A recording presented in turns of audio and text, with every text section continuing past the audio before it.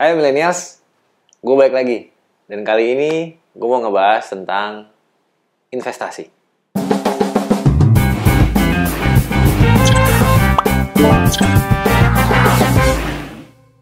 Dalam perencanaan keuangan, kita selalu berhubungan dengan yang namanya opportunity cost.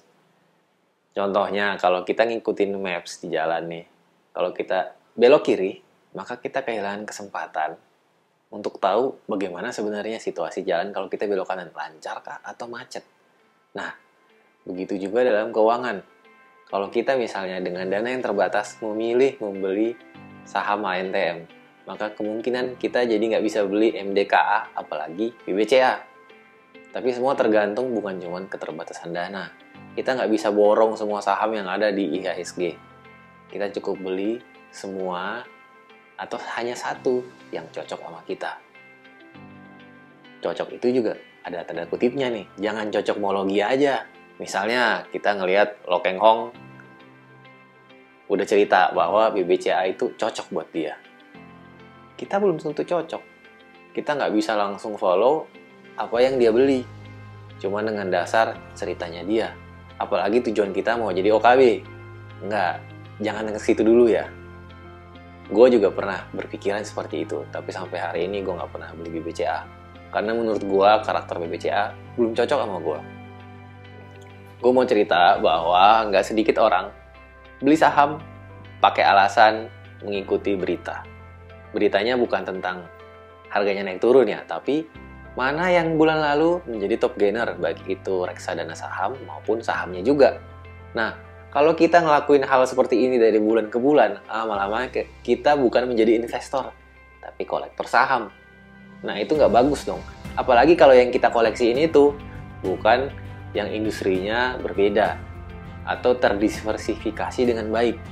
Kalau yang kita beli, industrinya sama, misalnya tambang semua, perbankan semua. Ya, boncos kita nanti pada saat industri tertentu ini lagi koreksi dalam. Apalagi tipe kita. Lu sama gua sama nih, suka panik, fear pada saat lagi koreksi dalam.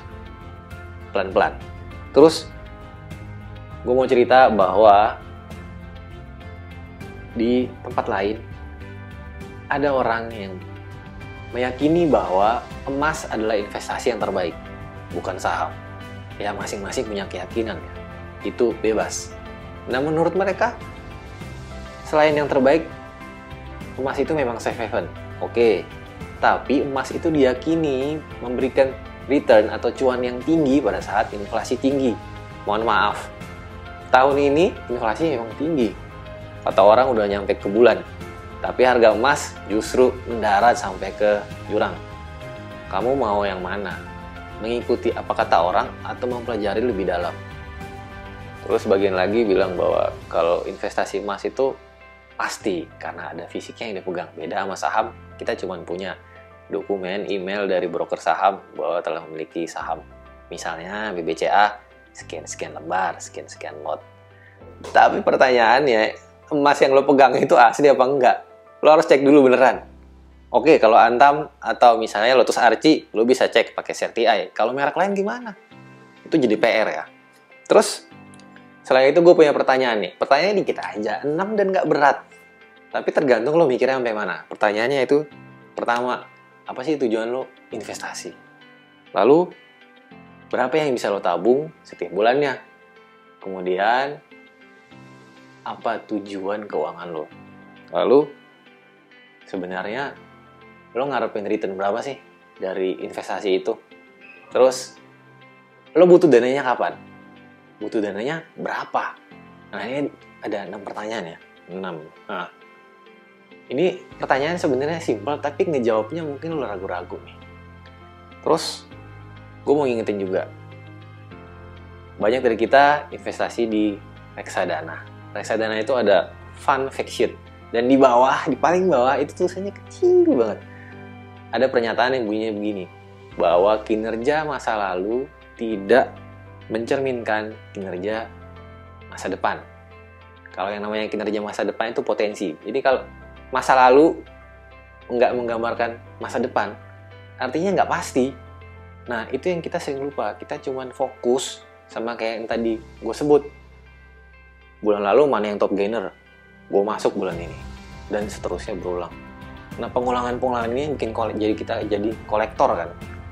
Padahal kita bukan mau jadi kolektor. Sorry ya, gue ngulang-ngulang di sini nih.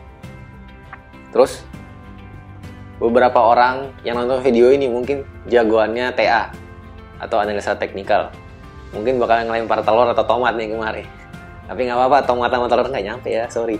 Terus, walaupun lu pakai tools yang namanya TA itu kan sebenarnya mempelajari pola psikologi harga di masa lalu dan memprediksikan ke masa depan. Kayak di video gue yang sebelumnya, gue pernah nyebutin bahwa apa yang dilakukan orang tentang memprediksi masa depan itu seringkali meleset. Termasuk pakai TA, karena TA itu tidak memberikan suatu kepastian.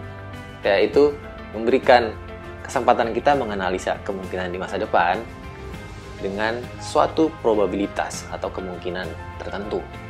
Semakin tinggi kemungkinannya, maka ada peluang cuan. Tapi kalau kemungkinannya terlalu rendah ya, kalau kita open posisi buy atau sell untuk orang yang di forex, kita bisa rugi. Tapi kita nggak bahas forex nih hari ini, kita bahasnya saham aja ya. Nah, gue mau menyatukan apa yang gue baru ceritain, bahwa sebenarnya banyak orang mencari yang namanya Holy Grail dalam investasi. Termasuk gue juga melakukan hal yang sama. Seakan-akan kita ini mencari mana angsa di peternakan angsa, mana yang bertelur emas. Padahal nggak ada yang bertelur emas, itu cuma legenda. The Holy Grail of investment itu juga sebenarnya nggak ada. Adanya itu dalam diri sendiri, kita nggak perlu nyari kemana-mana. Kuncinya itu bukan kapan market timing. Kita pakai analisa fundamental atau pakai TA. Bukan juga berapa dana kita. Terus, apakah yang kita beli itu saham rekomendasi seseorang? Enggak. Yang namanya pasar itu nggak peduli. Nggak peduli sama siapa Erik, nggak ada. Pokoknya pasar akan bergerak dengan sendirinya tanpa bisa kita kendalikan. Nah, itu perlu kita semua ingat. Nah, Holy Grail-nya itu apa ya? Menurut gua Holy Grail-nya itu adalah pikiran kita. Bagaimana kedisiplinan kita menabung dan berinvestasi dari waktu ke waktu. Dan yang namanya habit itu emang susah dirubah. Kalau kita punya habit, misalnya senang berinvestasi di tanggal tertentu, ya itu bagus. Tapi kalau investasi kita cuma dari waktu tertentu yang nggak tentu. Tapi penentunya itu ada dua, yang namanya disiplin menabung sama disiplin investasi. Udah itu aja. Ini Holy Grail menurut gua. Mungkin lo punya pendapat lain, silahkan tulis di kolom komentar nanti ya. Nah, mengenai dua hal ini agak berat buat dikondisikan dalam situasi kita masing-masing, karena situasi lo sama gua itu pasti beda. Tapi satu yang menurut gua kemungkinannya tinggi adalah yang tadi. Dan kita nggak bisa hanya sekedar meniru Lo Keng Hong dengan BBCA-nya. Karena BBCA itu cocok buat dia. Belum tentu cocok buat gua, belum tentu cocok buat lo. Yang namanya investasi itu kan bagian dari personal finance. Kata depannya personal. Mungkin ada hubungannya sama privasi. Kita nggak akan bahas privasi sih. Tapi personal yang gue maksud adalah apa yang ada dalam kepala kita. Bagaimana situasi keuangan kita. Dan yang dalam kepala ini adalah psikologi kita. Bagaimana sejarah kita dengan uang. Baik itu dari keluarga, dari pengalaman baik buruknya kita investasi, dan pengalaman kita punya income, punya hutang, dan pelunasannya. Ya udah, kalau mengenai pengalaman-pengalaman ini akan kita bahas di video selanjutnya. Gue cuman mau menutup video ini dengan satu kalimat, bahwa investasi yang paling cocok buat kita sendiri adalah yang sesuai dengan tujuan keuangan kita dan apa yang ada dalam pikiran kita. Udah itu aja ya. Jangan ribet-ribet lah. Bye-bye millennials.